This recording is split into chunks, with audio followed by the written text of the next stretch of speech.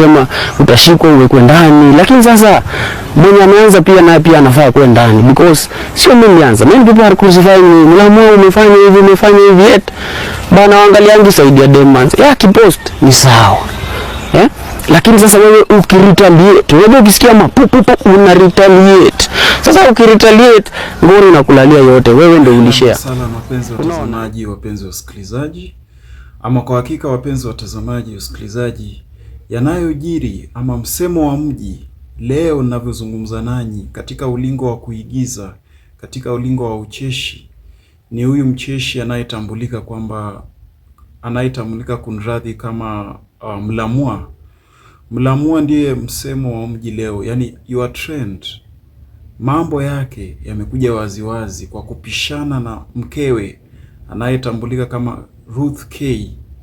Wameweza kupishana, yani wameweza kukosana, kila mmoja kuchukua mkondo wake, kwa madai ya kwamba walipokosana huyu bwana alichukua picha, ama kwa lugha ya kizungu alichukua nudes, akaweza kupost kwenda kwa familia ama kwenda kwa wazazi, kwa kina Ruth K. Picha hizo ni picha za uchi ambazo alipost yeye katika mtandao, yani katika ile hali ya kukosana naye, katika ile hali ya kuretaliate. Mlamua leo your trend kwa madai kama hayo. Mlamua tunavyomtambua, mpenzi mtazamaji, mpenzi msikilizaji, ni msanii ambaye ametuchekesha sisi, ambaye ameigiza ucheshi tangu hapo jadi. Ni msanii ambaye alikuwa katika platforms tofauti. Platforms ya kwanza iliyomuinua yeye ni kama platform ile ya Churchill, ambapo kwamba aliweza kuigiza, aliweza kufanya ucheshi mpaka akakubalika ulimwenguni ama katika nchi yetu hii ya Kenya. Mlamua ni mcheshi ambaye ameweza kufanya kiki nyingi tu. Safari ya kwanza Mlamua huyu mnayemuona alikuwa pamoja na dada yetu Carol Sonio, ambaye pia vile waliweza kukosana na ikawa kiki katika nchi. Ikawa kiki kwamba wameachana, wamepishana kwa sababu zao binafsi tu. Ikawa kiki na watu wakakubali, ikaja ikaisha.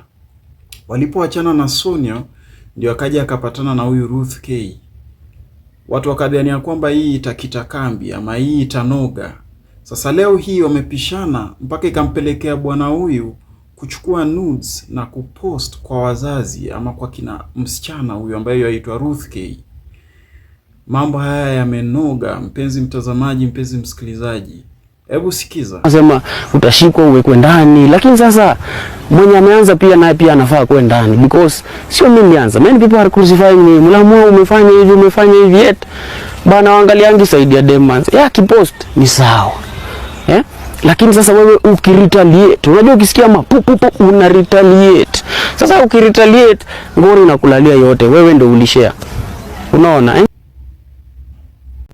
Mpenzi mtazamaji, mpenzi msikilizaji, ninachojua ni kwamba kama nyinyi mnavyojua pia vile ni kwamba wasanii wengi tu kando na Mlamua hufanya kiki, hufanya ile clout chasing, hufanya ile seeking attention ama showbiz, kusudi kupata wafuasi, kusudi kuweza kujikidhi katika mtandao. Wajua mtandao leo unalipa.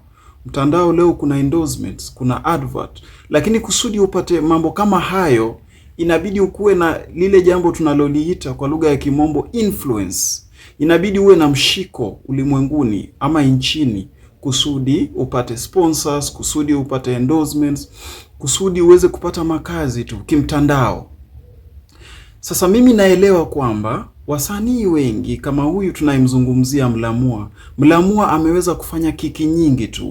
Hata alipokuwa katika mahusiano na Carol Soni waliweza kufanya kiki nyingi tu, na aliweza kupata influence, aliweza kupata endorsements kusudi kujikidhi. Wasanii wafanya mambo mengi, wafanya mambo ya kuaibisha, wafanya mambo ya kushika hisia, wafanya mambo ya watu kutaka kutafakari kusudi kuweza kufanikiwa kwa kupata kazi kimtandao.